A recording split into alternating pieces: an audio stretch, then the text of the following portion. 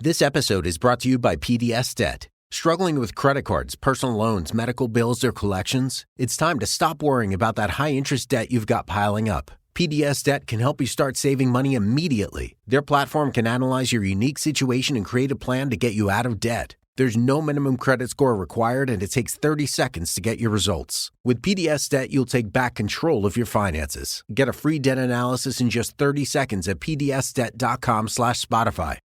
Have I Got News for You is back for another season. Roy Wood Jr., Amber Ruffin, and Michael Ian Black are finding the funny in the week's biggest stories. Have I Got News for You, Saturday at 9 on CNN, and stream next day on Max. Atheists, agnostics, long-haired weirdos, short-haired weirdos, vandals, hooligans. The government, hug the government, love the government, hug the government, love the government, hug the government. Welcome to The Politics Guys, a place for bipartisan, rational, and civil debate on American politics and policy. I'm Northern Kentucky University political scientist Michael Baranowski. My guest today is George Mason University economist Bryan Caplan. Bryan's been on the show, more times than I can even count at this point. And, while I don't always agree with him, I do always find that what he has to say is worth considering and invariably entertaining. And today, Bryan and I will be talking about his latest essay collection, Self-Help is Like a Vaccine. Bryan Caplan, welcome back. Fantastic to be here, Michael.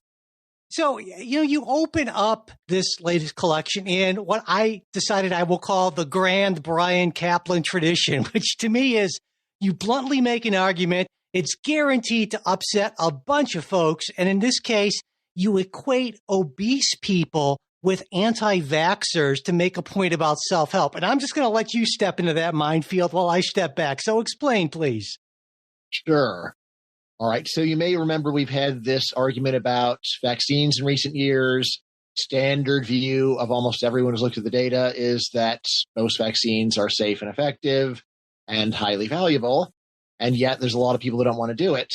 One thing that has generally not happened is people have said, well, the vaccine doesn't really work because people don't want to do it. People have been very good at keeping in mind the strict distinction between does the vaccine work if tried and do people want to try it? You could have an extremely effective vaccine that nobody wants to try because they're so stubborn. Right? And this means that if you were to say, well, people can't take the vaccine or the vaccine doesn't work, that is just grammatically incorrect. The right way of describing this situation is we have a vaccine that works, but people don't want to do it. Right. Now, what does it have to do with obesity or all sorts of other personal problems? What I say in this essay is almost all of the problems that people talk about where they say, oh, someone can't lose weight, someone can't stop drinking, someone can't go and get out of bed in the morning. They really are directly analogous to someone who doesn't want to take a vaccine.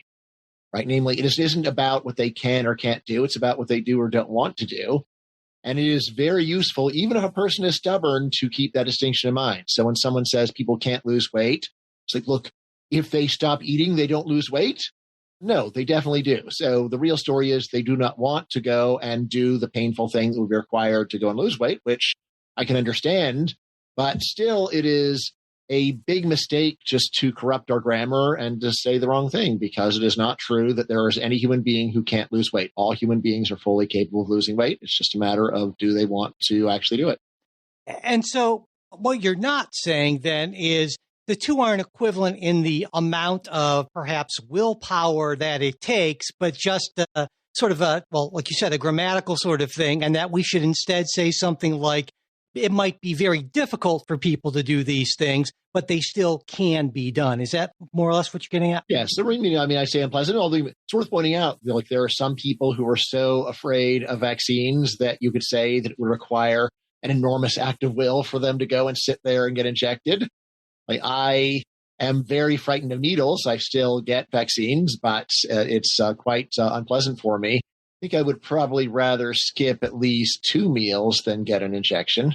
And so I wonder then, do you feel like whether it comes to helping people overcome their fear or doubts about vaccines or helping people overcome the issues that stop them from losing weight, is there a role from government there? Because some people would say, yes, there should be these pro-vaccination campaigns to boost confidence, that sort of thing. You can make similar arguments, I think, about weight loss. And I know as a libertarian, you tend to be loath, right, to say the government should have a bigger role in this, but I'm curious. I mean, what I would say is, the point of this opening essay is just on this logical point of don't go and say can't when you mean doesn't want to. In terms of whether or not it's a good idea to have a government program, I'd say even from a normal point of view, there's the question of, well, how persuasive is government anyway? Right? In the case of vaccines, I would say at least the propaganda part very well may have backfired. It's like, well, why is the government trying so hard? Like, definitely the government did a lot to undermine its credibility, which may have something to do with the anti-vax movement. So honestly, it's hard to say. But yeah, like you are correct. As a libertarian, I'm just in general going to say the government shouldn't be doing this, or at least I'd want to see some very strong evidence of very large benefits relative to costs. Yeah, to your essay, I love the titles, by the way. My Life of Appeasement. Great title. You're right. Morally speaking, I think taxation is theft, and government really has no really good reasons to take your money without your consent. And it seemed to me when I read that, once again, great opening, got me mad right out of the gate. I love that. But of course, I would argue that people have consented, through electing officials who create the tax system, through tax-related ballot measures that people vote for or against. And so it almost seemed to me that you were, in a way, arguing against representative democracy, that it's sort of inherently immoral. Maybe you are, I don't know, but I was hoping to get your thoughts on that. Right. So good question. So here I'm going to say I am actually really strangely in the consensus view in political philosophy of saying that these arguments that democracy is consensual is nonsense. Michael Umer's Problem of Political Authority goes over this very well, chapter by chapter. But here's the basic point. How exactly does consent work? If you go and take a look at a construction project with 10,000 people, how many of those people personally consented to work on the project? Right. Yeah. Yeah. Right. 10,000. If 5,001 had voted, would all 10,000 be obliged to work on the project? No. Right. So, really the only story that people have is, okay, well, obviously people aren't consenting to the individual act of government, but there was an original consent at the earliest point with the Constitution, kind of like a homeowners association, where it's like, well, you don't consent to everything the HOA does, but by joining this organization, you agreed. It's like, yeah. How did this Constitution get established in the U.S.? Was it by unanimous consent? And the answer, Michael, is no. Right? So, yeah.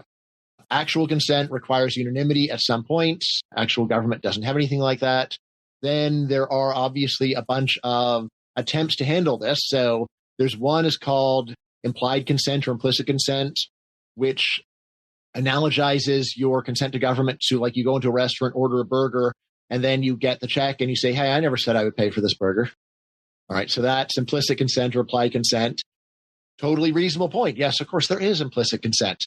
But the key part of implicit consent is that explicit non-consent always overrides implicit consent. So if you go into the restaurant and you say, I want a burger, but I absolutely will not pay for it. If you give it to me, I don't have any obligation. Can I still have the burger? Then if they still give you the burger, you don't have to pay for it. Right. And then finally, there's hypothetical consent. This is like you see someone who has collapsed of a heart attack and he doesn't have any paperwork on him saying it's okay to revive me. Then what do you do? It's like, well, he hasn't agreed, but I think he would agree. Extremely likely he would agree to be saved if he was capable. He's not capable. So in that case, I'll save him, even though I don't have consent.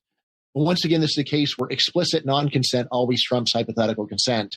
The guy has a big tattoo on his face saying, I do not consent to ever be revived. Then, yes, that trumps the hypothetical consent.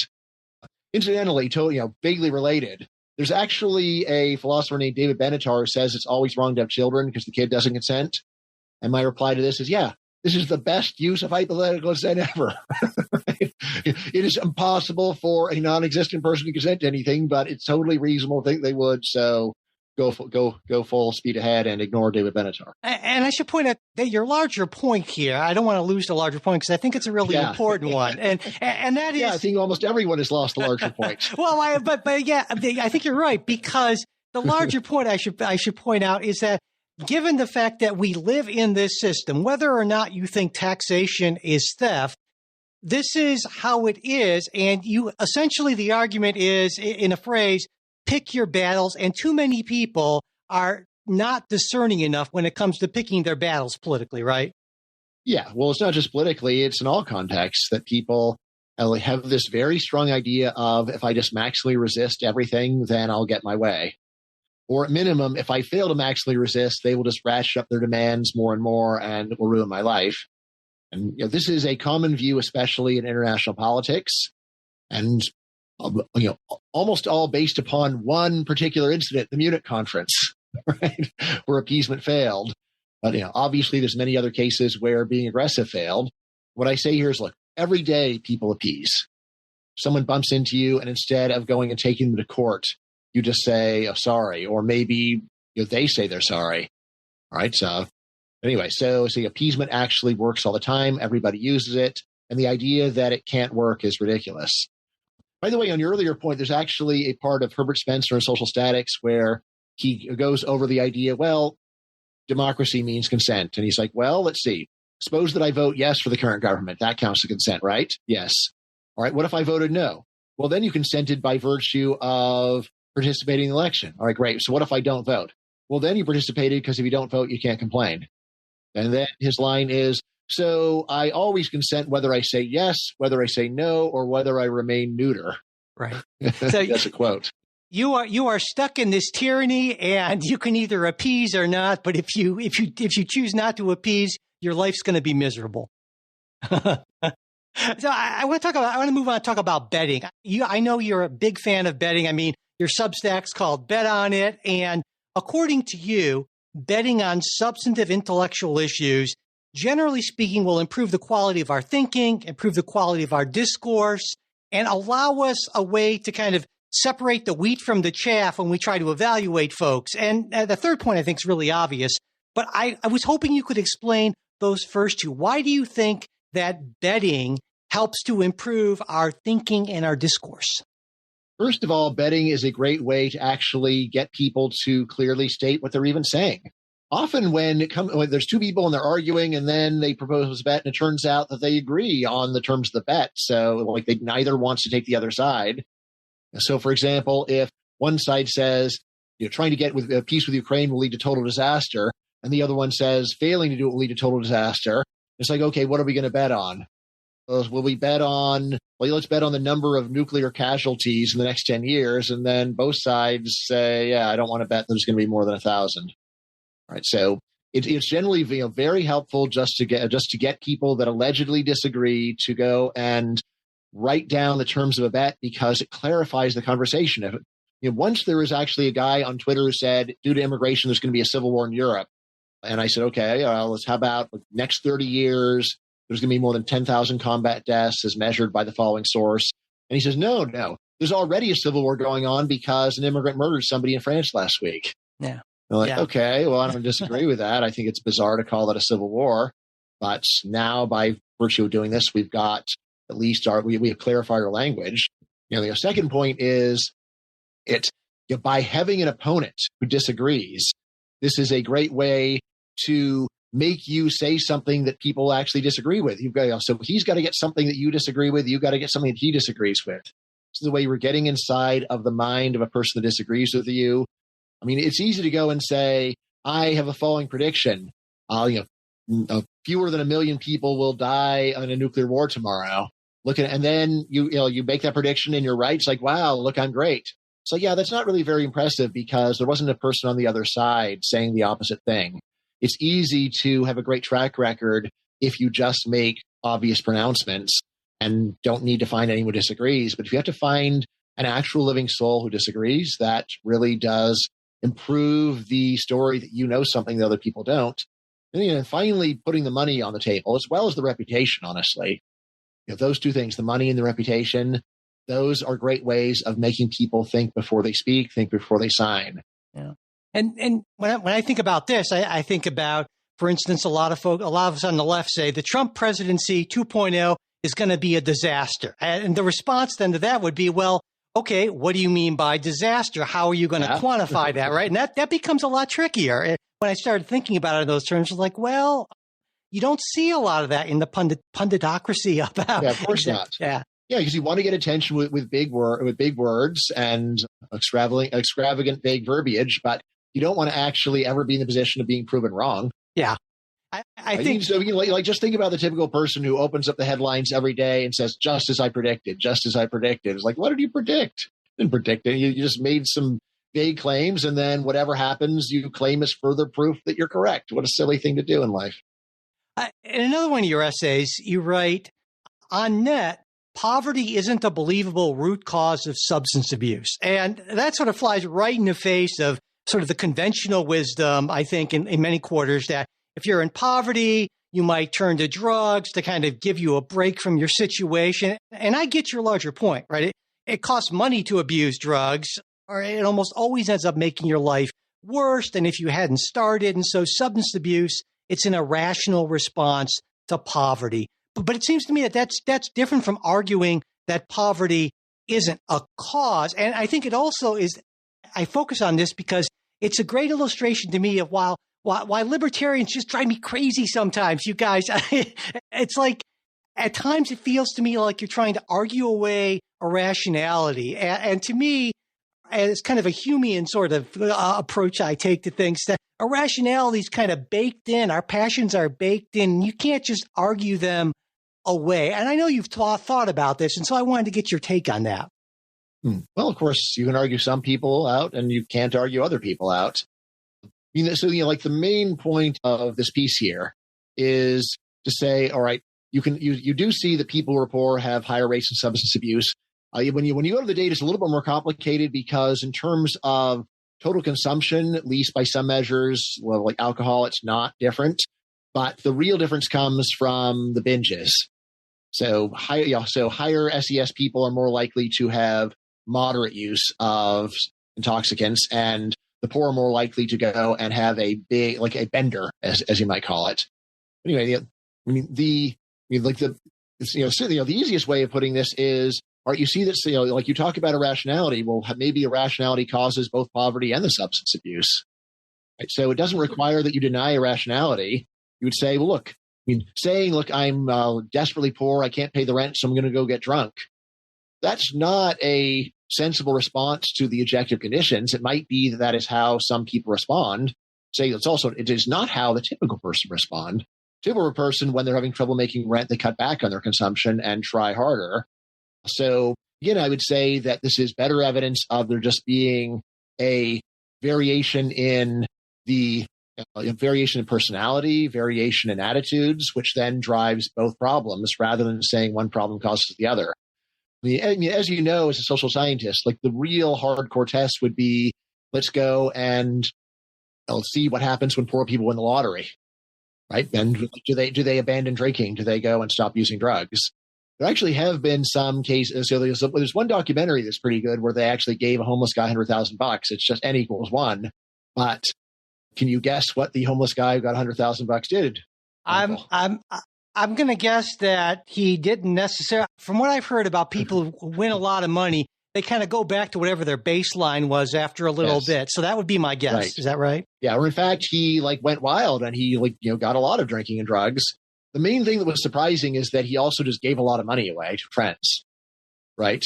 Which again, friends who were also homeless and then who also then spent that money to a high degree on alcohol and drugs.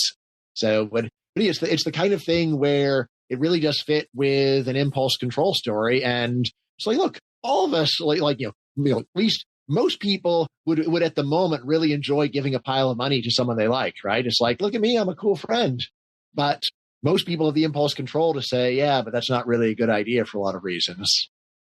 This episode is brought to you by Shopify. Upgrade your business with Shopify, home of the #1 checkout on the planet. Shop Pay boosts conversions up to 50%, meaning fewer carts going abandoned and more sales going cha-ching. So if you're into growing your business, get a commerce platform that's ready to sell wherever your customers are. Visit Shopify.com to upgrade your selling today. This episode is brought to you by Progressive Insurance. Do you ever find yourself playing the budgeting game? Well, with the Name Your Price tool from Progressive, You can find options that fit your budget and potentially lower your bills. Try it at Progressive.com. Progressive Casualty Insurance Company and Affiliates. Price and coverage match limited by state law. Not available in all states.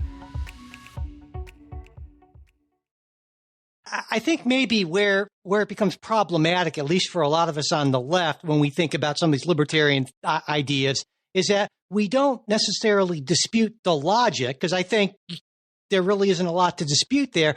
But I think there's the next step that some people would take on the right and say, well, therefore, this is all about personal responsibility and impulse control, and therefore you have to rely on the individual to pull themselves up by their own bootstraps, where a lot of us on the left would say, well, wait a second, there's a whole system of things going on to create an environment that makes it easier or harder for some people to make poor or bad choices. And the role of government can be to try to help sort of massage that environment, create that environment that allows people to make better choices, to make it easier to make good choices. Yeah, so, I've seen them many times, although I would say that I think it's fairly unusual among the left to actually concede the point and say, well, okay, fine, they could totally solve the problem, but let's help them anyway. I think it's much more common to go and demonize non-helpers and say all these rich jerks who don't want to help and they're just greedy and selfish, when there's people who, through no fault of their own, are suffering. And you can understand why that argument is easier, because it's just much easier to go through the policy where you say that the people getting the money are innocent victims and the people that don't want to contribute are greedy jerks. Whereas if you were to go and be more honest and say, all right, well, look, they're not exactly innocent victims. They have a lot of culpability. And also the people that don't want to help them, they didn't cause the problem. So I can kind of understand why they don't want to help. But too bad, tough luck, we're doing it anyway. That is an intellectually consistent argument. It's one that you rarely hear. And I think you can understand why, because it's just psychologically difficult to say, yes, you're like, you didn't do anything about this, but I'm going to make you pay anyway. I mean, I'd also say, I think there's an essay in this book, I can't remember where it is, where I say, look, I don't care how leftist you are. You got a brother who is a severe alcoholic and he has screwed up his life 20 times and he shows up drunk at your door the 21st time and says, help me out. I want to sleep on your couch again. There are plenty of people, very left-wing, who will still say, no, enough is enough. Right. And like, I don't know, like, this is on you, not me. I have been generous with you and you are abusing my generosity. And then, once you admit that point, then the argument that I've made before is, or imagine that you've got a neighbor who has this problem. It's not you anymore. And instead of giving his brother 20 chances, he gives him 3 chances. Like, are you really ready to say, you evil man, he deserves 20? You have to give him 20. Yeah, right. Or is it one where you say, look, I would give him more, but I understand where you're coming from too. He is taking advantage of you, and I'm just going to keep my mouth shut. So not only am I not going to favor a law saying that you have to go and help your brother 20 times, but I'm not even going to criticize you because it's complicated and I think that I should keep my nose out of this. And that really is my ultimate answer to leftists who say, look, I agree with a lot of the descriptive stuff, but I disagree with the normative. Is I think you actually do agree with the normative stuff in all contexts except this one where we have normalized this system of it doesn't matter how many times you screw up or how little you have to do with the person's problem, you have to keep paying.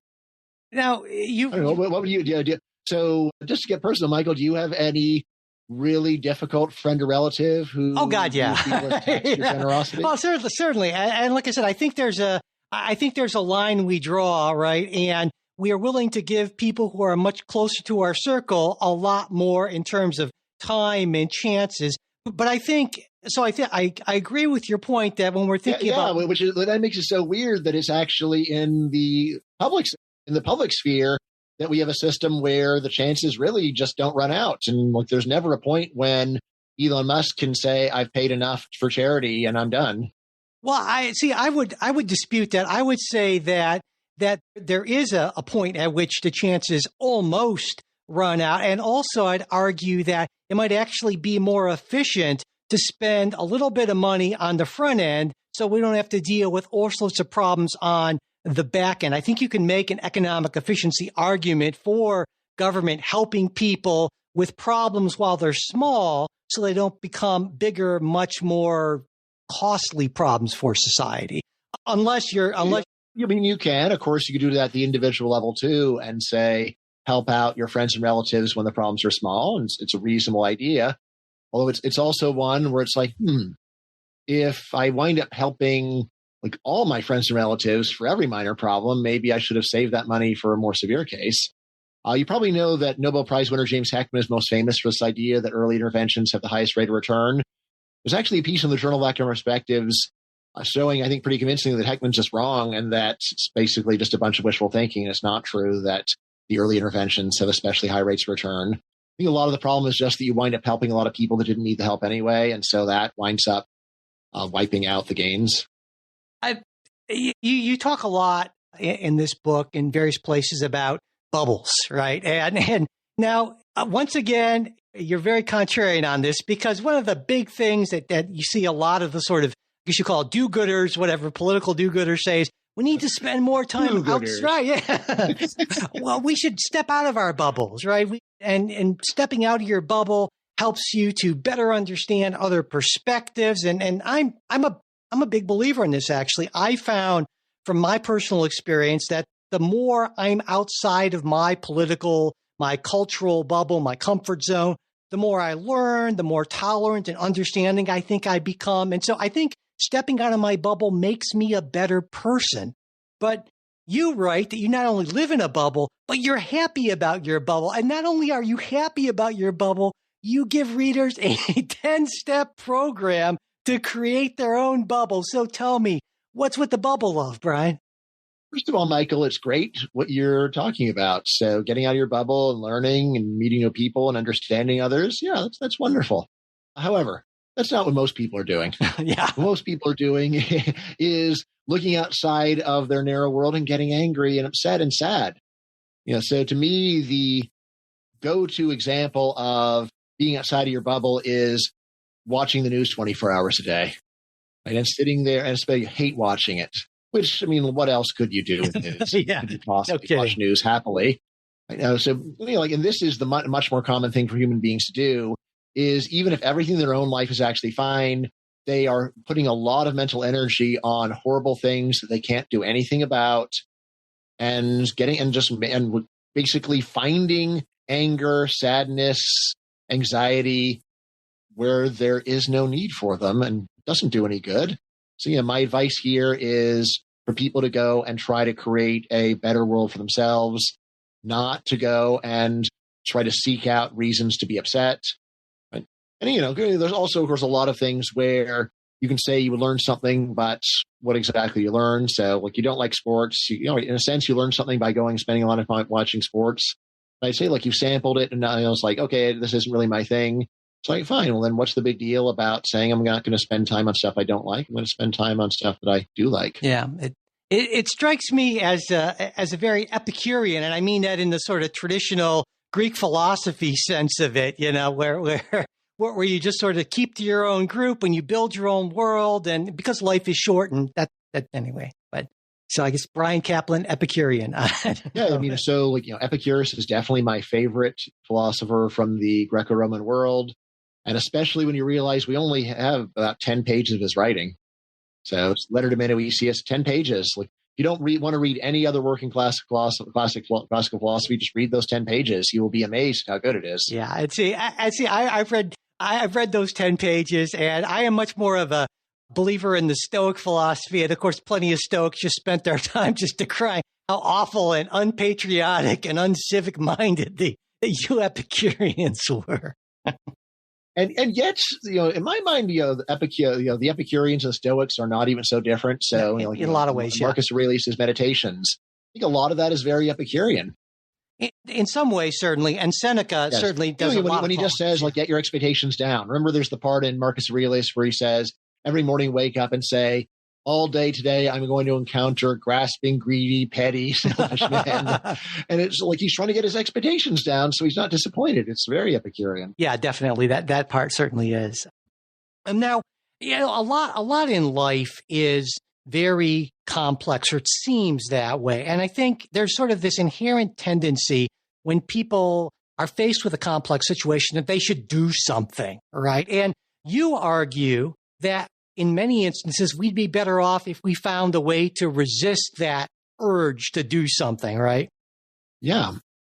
I don't think this essay is actually in this book, but I have an essay called The Mosquito Bite Analogy. And it just says, look, everybody knows, or every adult knows what you're supposed to do with a mosquito bite. If you get a mosquito bite, what are you supposed to do, Michael? You shouldn't itch it, not at all. Yeah, leave it alone. What if you got 50 mosquito bites and they're all itching? Then what do you do, Michael? Well, that still doesn't help any. It's just going to make it worse. Yeah. In fact, it's not that it doesn't help. It does. What does it do to go and scratch those 50 Right, you can get bites? infected. Yeah, next thing you know, you're in big trouble. Absolutely. Yeah, it makes it worse. Right, so we have at least one clear-cut example where trying to solve a problem makes it worse. And what I say is, look, it's not the only one. There are other problems like that. And what's nice about that analogy is, first of all, it's an experience everybody has had pretty much, because there's a few people who have the best blood type and mosquitoes don't bite them. Lucky folks. Yeah. But basically, everyone's had this experience. Everybody, as an adult, knows the correct thing, and almost everybody has done the wrong thing. So it's one where it's like, is it possible that in a situation where I feel this strong urge to go and do something to fix it, I'm making things worse? I mean, obviously, this is a point the libertarians like, because it at least opens up the possibility maybe government doing something is worse than doing nothing. But it has a much broader application to self-help as well. Remember, this is an essay called Self-Help, or a set of essays called Self-Help is Like a Vaccine. Are there things in your life where trying to fix things makes things worse? And I'd say, yeah, of course. There's a lot of situations where it would have been better just leave it alone. I mean, again, going back to that appeasement, confronting a person that you will never see again almost always makes things worse. You could either let the conflict die a natural death, or you can go and confront them. And what will that do? You really think the person's going to say, oh, you're so right. I'm so sorry. You're right. I'm wrong. My apologies. What can I do to compensate you? Yeah. That would be miraculous. Yeah. Yeah. Are you even going to get a half-hearted apology? Probably not. Instead, the most likely thing is actually the other person will escalate, and then you've got a bigger conflict. Yeah, I think about a lot of my the online discussions I get into, and 9 times out of 10, probably more than that, it's just that I come away from it feeling like things were just made worse. But I hold out that irrational hope. Maybe you need a bit more of a bubble, Michael. Yeah, it sounds like your experiences with leaving your bubble might not be as uniformly good as you were suggesting.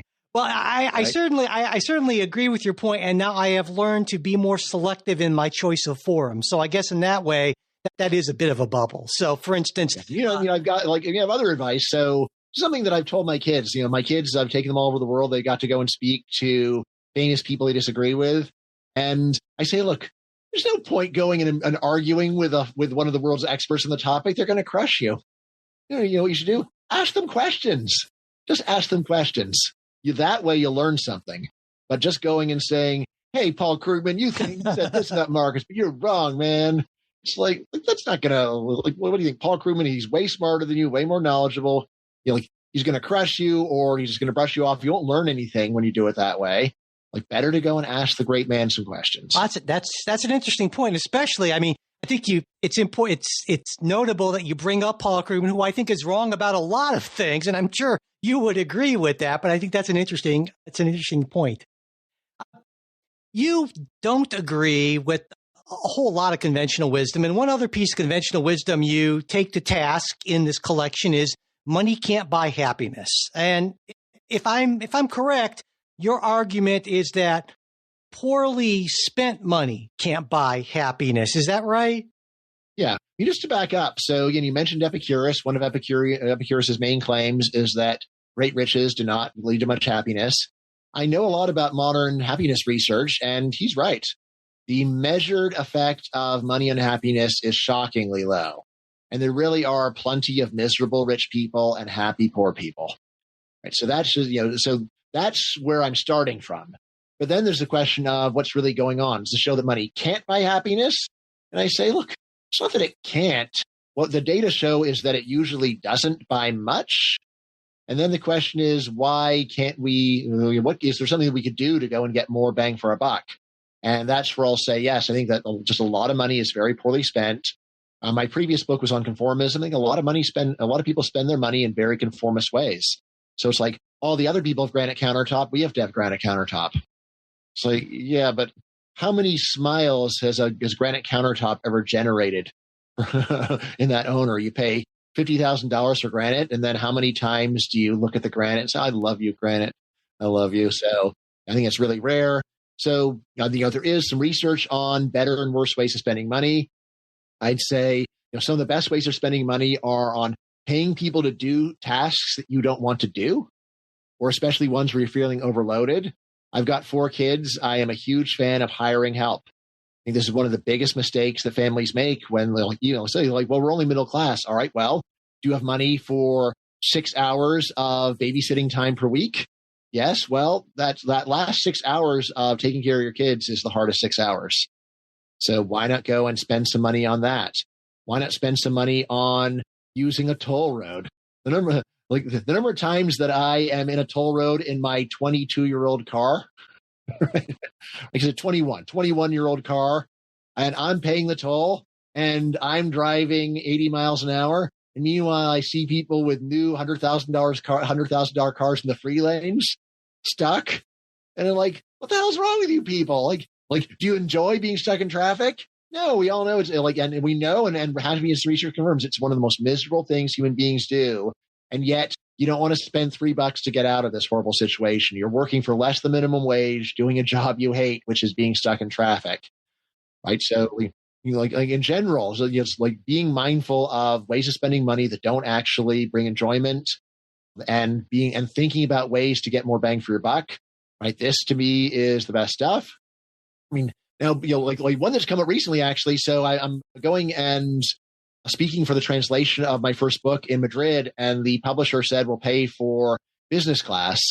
Now, this is one where a lot of people say, well, yeah, that's really good. And I said, no, just give me Coach and give me the extra money for business class, which is business class costs 8 times as much as Coach in this particular case. And, my reasoning is, look, it's always quite miserable to be on a plane. I don't care where you're sitting. The main issues are that the air is bad and you're headachy and sleep deprived, and being in a slightly better chair barely makes any difference, at least for me. And so, yeah, I'd rather have the money, and then I will spend it. I mean, I'd rather spend that on like a party for all my friends in Spain, right? I mean, really, that's enough money for like 8 parties for all my friends in Spain. So, which I would have a fantastic time at, along with my buddies. Yeah, Mis amigos. I would expect that money spent on new experiences, especially with friends, would be far more likely to increase happiness than money spent on new granite countertops or a $100,000 vehicle, for sure. Yes. I mean, this is another interesting case where impulse control is important, because there's a lot of evidence that even people who are quite introverted are happiest when they're doing stuff with friends. And yet also it's normal, even for people who are quite extroverted, to say, oh, I don't have the energy to go and do stuff with friends. And like the key point is that the first step of having that great time is doing something unpleasant, which is getting yourself together at the end of a day when you're tired and turning off the TV and getting your car keys and getting dressed and going out. That requires impulse control to say, look, I'm going to do something that's going to be really fun, which is going to begin with something unpleasant. Right. And that's so much about so much of the secret of happiness. Like it also has so much to do with loneliness. Like everybody who's lonely knows what they have to do to get less lonely. You got to make more friends. You got to do stuff with people.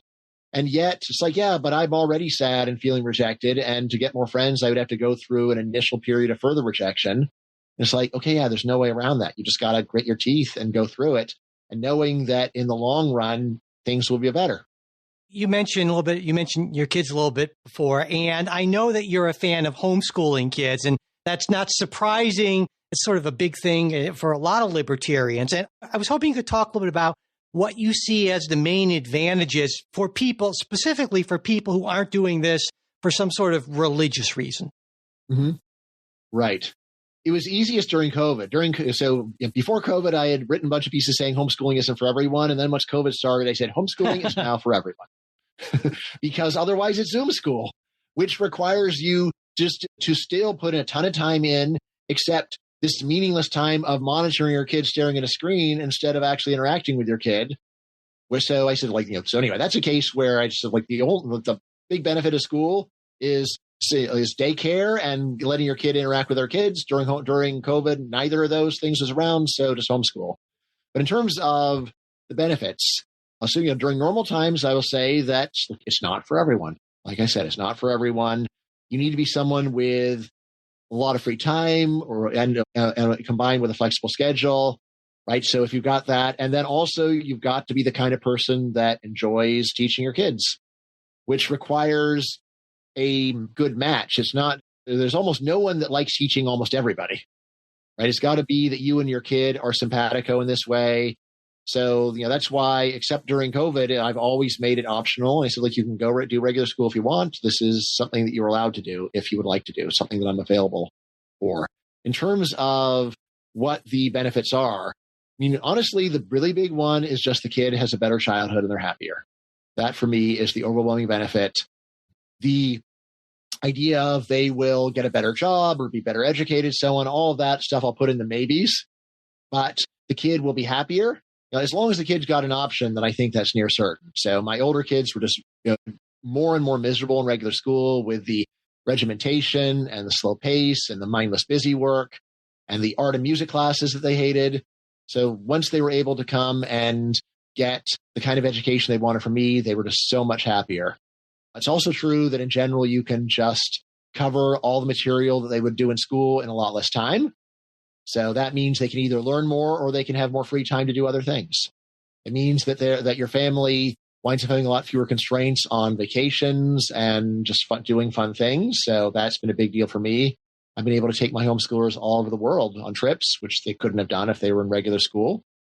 And then obviously there's customizing the curriculum, finding exactly what are you really interested in. So these are the main things that I would push on. Obviously I want to go and indoctrinate them into my worldview, which is an important motivation for religious homeschoolers. I would always point out that it's not like there isn't indoctrination in regular school. It's just the normal indoctrination instead of the abnormal indoctrination. Many people, including my wife, have accused me of brainwashing my kids in homeschool. And I'll say, what kind of brainwashing is it that I go and introduce them to leading thinkers that disagree and say, spend an hour talking together, find out what you think about what this person has to say. Do you think there are any issues with socialization? Because that's sort of a common thing you hear about homeschool kids is they don't get the valuable socialization that you get by interacting with other kids your age and that sort of thing. Yeah, that's a good question. Here's what I'd say. My first two sons are poster children for the complaint because they had no friends their own age. None. All right. Here's the important thing to understand. They also had no friends their own age for grades K through 6 when they were in regular school. Right? So not caused by homeschooling. It's just caused by being old souls. They never wanted to be with other kids. They always wanted to be with the adults. And so as a result of hanging out with me, they had tons of friends. But instead of being friends their own age, they were older. And I don't see what this fetishization of having same age friends, what the value of it is. Look, if a kid gets along better with college students when they're 10 years old, why shouldn't they hang out with college students? I don't see the problem with that. So anyway, that's the story with my older kids. They actually have an enormous number of friends, but they're not the kind that would be generally accepted as the correct friends in our society. Once they started college, then they did wind up making some friends, and literally their best friend is actually someone I introduced them to. All right, so they met their best friend through their dad. So what's so bad about that? Now, my younger kids, when they were homeschooled, originally it was COVID, and I could tell that they were lonely and wanted to be with the kids their own age, and they didn't want to have some friends that were in college. All right, so then I did everything I could to help them. It was hard because for a while, no one would allow their kids to play, but I just put a lot of effort into it, and eventually they had more friends than anybody, any other kid I knew, because I was there saying, hey, there's a parent, there's a kid. Hey, is your kid allowed to play? Great, let's play. So there's that. Now, once COVID ended, then my daughter went back to regular school. My younger son wanted to stay, and he's got a bunch of friends, actually. I bend over backwards to allow him to go and have friends his own age, because that's what he's looking for. He doesn't want to have friends in college, and I get that too. What really, a lot of it is my policy. I will always cancel school to have fun with your friends, because the other kids are in regular school. So we should work around their schedule. And part of the great part of homeschooling is precisely the schedule is so flexible. So anytime he can arrange something to do with his friends, he can go and do it.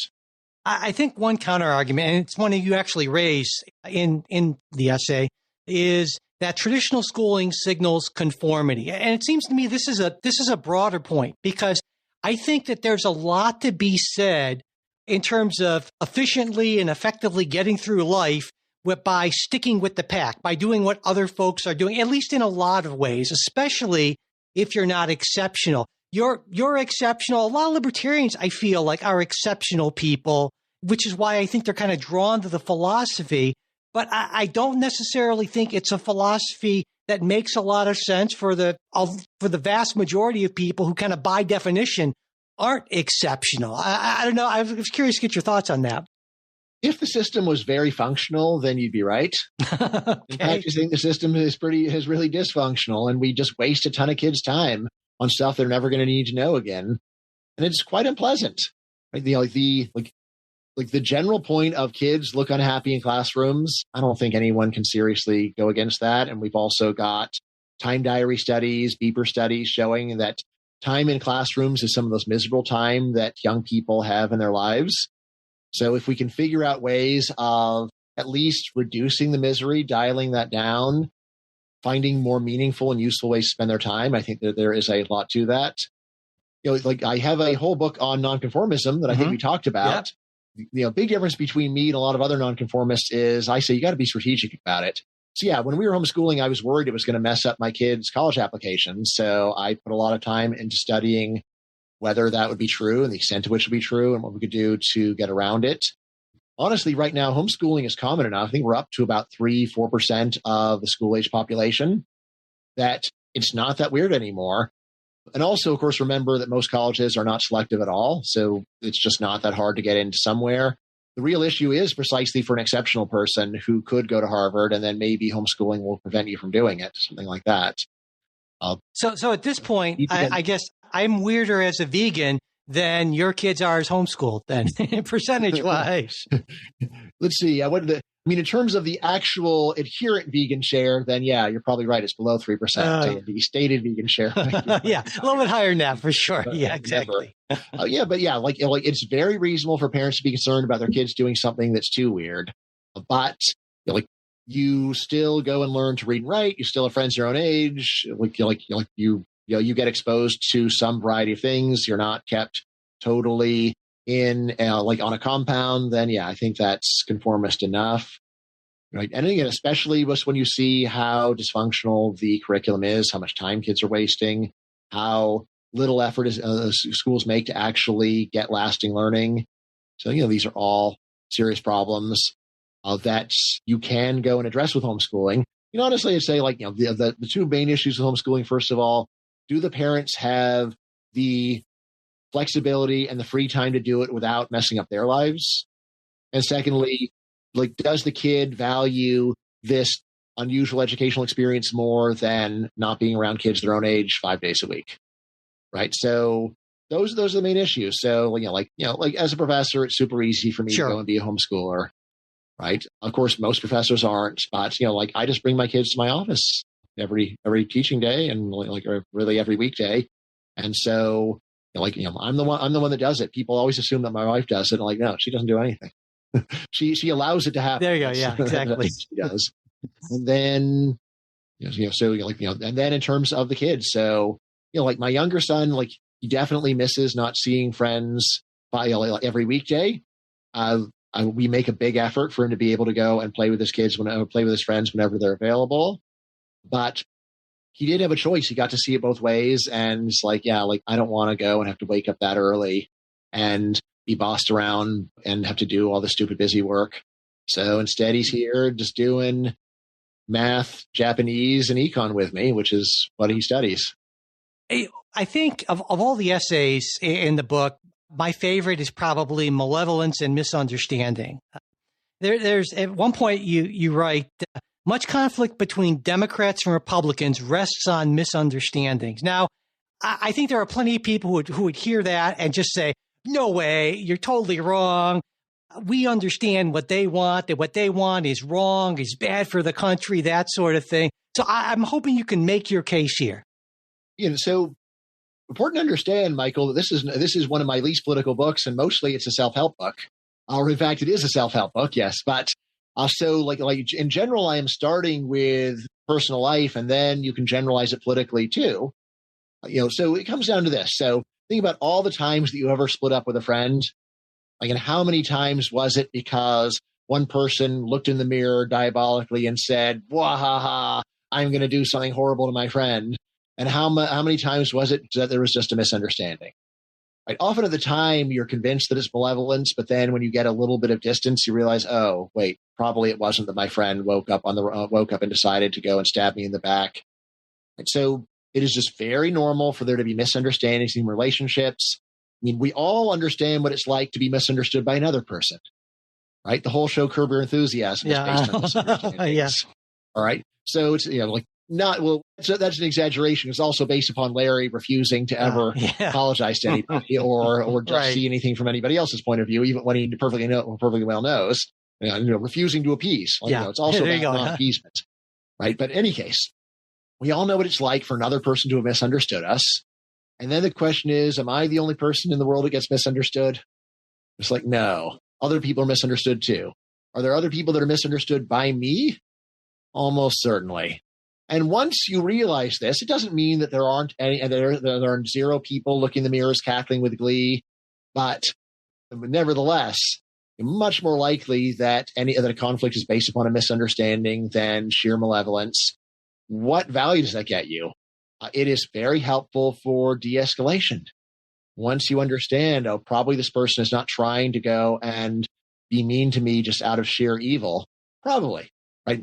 Again, and one of the main reactions to this essay is, oh, but you don't understand. There's some people who are evil. It's like, actually, I said that several times in the essay. It's another case of you misunderstanding me. Yep. Given it's an essay about misunderstanding, which I think that this would be less likely, but apparently not. So, it's good for de-escalating. It's good for appeasing. It's easier to appease a person over a misunderstanding than over sheer malevolence. And this is a way that we can go and avoid conflict, reduce conflict, mend conflict. So these are all things that are very useful skills to have in life. Well, which I think is why, yet another reason why engaging in discourse through social media is so bad for so many reasons, because we can have, you and I can talk and have misunderstandings, but we're in a longer format where we can sort of work them out, whereas certain formats, certain mediums do not lend themselves to that. And certainly most of the way we conduct our political discourse does not lend itself to that sort of thing. Yeah. I think we shouldn't blame the media, right? So the media, so specifically, we shouldn't blame the platforms. What we should blame is people misusing the platforms. And especially, though, we have a worse get on top kind of situation where the most unreasonable, unfair representatives of any view generally get the most clicks, which does lead to this misunderstanding that those people represent the people they're speaking for, and they generally don't. The rank and file people are often very embarrassed by their leading, most vociferous proponents. I think it is a lot more helpful to go and have conversations with friends that disagree. I mean, there is the risk of losing the friendship, but probably your close friend is not the most unreasonable advocate of a view. Right? And if you want to go and have a productive conversation, again, I would say don't make accusations, don't make assertions, don't put words in the other person's mouth. Ask questions. Asking questions, especially with a friend, is by far the most productive way of minimum learning what the other person really thinks, and secondly, actually learning something from them, and God forbid, changing their minds. Yeah. So I wonder, because there's so much, I think there's a lot of really interesting advice, and I would say most of it seems to me is actually pretty good advice when applied judiciously. But in thinking about the collection as a whole, if you were to pull out maybe the 2 or 3 kind of key pieces of advice, sort of meta advice, if you will, what would you say those are? First one is being very mindful of the incredible range of choices that you and other people really have. People do like to claim they've got no agency. And so I was forced to do this. I had to do this. Really? Were you really forced? What would have happened if you did something else? And then say, well, I have to have a job. Like, well, maybe you have to have a job, but there's so many different kinds of jobs that you can have. You might not be able to find a new job today, but over the course of a year, couldn't you find a job that you like more? Just being mindful of this very long list of options that you have, and then thinking about ways that you can go and make and get the options that you're really looking for, right? So that's a big one. And yeah, the other one is trying to be friendlier with other human beings. Like that is a very general lesson, right? And by the way, as I've said this many times, I'll say it again. I don't say this because it comes naturally to me. When I was a teenager, I was picking intellectual fights, but not just intellectual. I was picking non-physical fights with people all the time. Oh yeah, me too. and for no reason. It wasn't so I was even trying to corner people. You have to have an intellectual argument with me now, and they had no desire to do so. I often told my mom the following: "When will you get it through your thick skull?" Yeah, that's a good way to start. I looked at my mom that way. And for what? What did I think was going to happen? And I think, of course, my thick skull. Yes, you're so right. Only from now on, I will be mindful of the thickness of my own skull. So I was not good. It doesn't come naturally to me, but I have learned something over time. I will say at this point, for me, a lot of it is very gamified. When I hear about a conflict between two people, especially one where it's easy to intervene over email, I get a lot of fun. It's very fun to say, okay, try saying something like this. And they say this, how about we tweak it this way? Yeah. It's like coaching a young person on the perfect email to write, to me, is a lot of fun. And it's one where you can actually then see the result. And it's like, oh, it worked or it didn't work. And, I do this in normal life too, or for myself. It's like, I want to go and get this person to do something for me. Right? And you can call it manipulative. It's like, look, I'm just being friendly. I'm not trying to make them do something that's bad for them. I'm just trying to go and get them on my team here. And what are the words I need to say that will will be most likely to happen? So that's another big part. Be friendly to people. So and however friendly you think you are, you can do more. You can do better. Yeah, absolutely. Like I said, I think there was just. I can do better. I'm going to try to do better today, Michael. Whatever I was going to do. Me today, too. Just try to kick it up a notch. But there's so many interesting points of view, and I really got a lot out of it. Enjoyed reading it as always, and also as always, I'll make sure there's a link to the book in the show notes. I hope you check it out. And Brian, as always, it's been a lot of fun talking with you. It's been a lot of fun. And just to end on one other note, so today I was just looking at my top blog posts, and I noticed that things involving self-help actually are about half of my top stuff, the stuff people actually read and share. And as an economist, this is kind of funny because it's like I'm an academic and I'm not really known as a self-help author, and yet just dabbling in this gets a lot of clicks, and I have gotten a bunch of emails saying this stuff actually helped me, and I tried, and it's like, all right, and it's like, well, it's there is a considerable satisfaction in. I wrote something that actually improved the life of someone anyway, which you generally don't get from writing policy. Yeah, I was just thinking that. All right, well, I will endeavor to do better today myself as well, inspired by you, Brian. So thanks so much. All right. Let's both have a better day, Michael. Let's do it.